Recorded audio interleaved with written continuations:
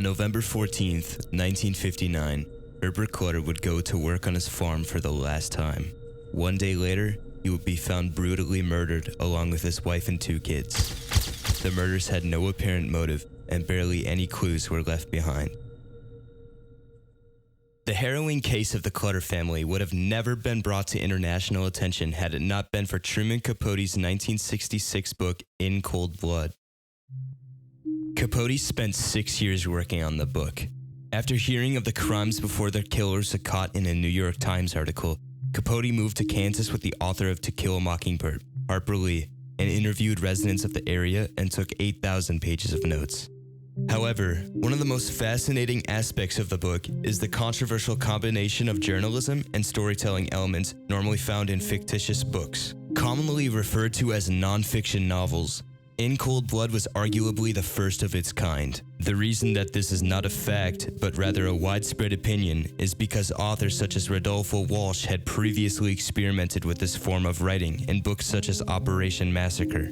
This new form of writing would increase interest in the book, as In Cold Blood became an instant success. Readers felt more enveloped into the story through intense dialogue and full conversations. The novelistic characteristics of the book provided vivid imagery of the quaint town of Holcomb, the personalities and ideologies of the 2 killers weaved from interviews, and most importantly, the suspense brought from violence. Tom Wolfe puts it best in his essay respectively titled Porno Violence, a term referencing violence appealing to the media through books, games, and movies. In his essay, he wrote, "The book is neither a whodunit, nor will they be caught, since the answers to both questions are known from the outset.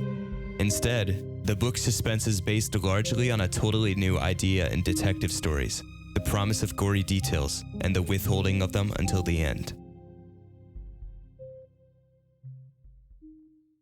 Along with this new writing style, it also brought something else: controversy.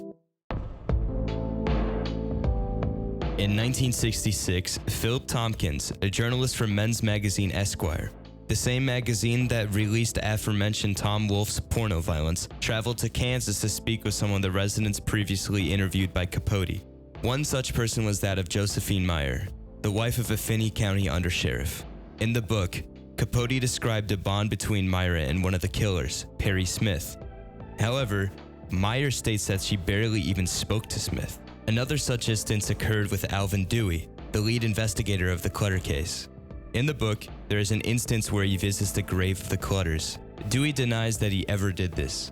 Dewey, among many other people interviewed, feel that they were misrepresented in the book to make the book seem more novelistic. Everything mentioned so far wouldn't be such a big deal if Capote didn't claim that every single word in his book was true.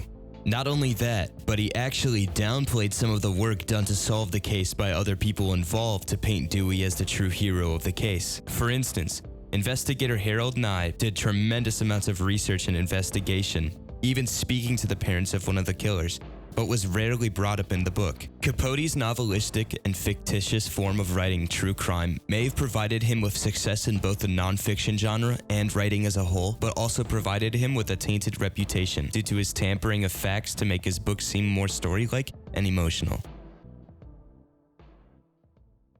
So, what can we take away from all this? Truman Capote's 1966 novel, In Cold Blood, is a masterpiece. Essentially the first of its kind, In Cold Blood broke the boundaries of inventive storytelling. Capote had to go through extensive research to pull off a book of this caliber, even risking his life by interviewing the 2 killers. Full conversations helped the reader envision themselves in the situation of each complex character as if they were sucked into a fantasy world, even if that fantasy world is reality, and more importantly, tragedy. Capote's form of storytelling does not present knowledge as we, the readers, see them, but how the characters in the book see them. Unlike other nonfiction books, Capote's is much more capturing, and the idea that his book plays out more as a novel and a story than hard evidence. That's all one thing you can take away from this. But you can also take away that Capote's story is not entirely true. Does this mean that he is a liar and a fraud?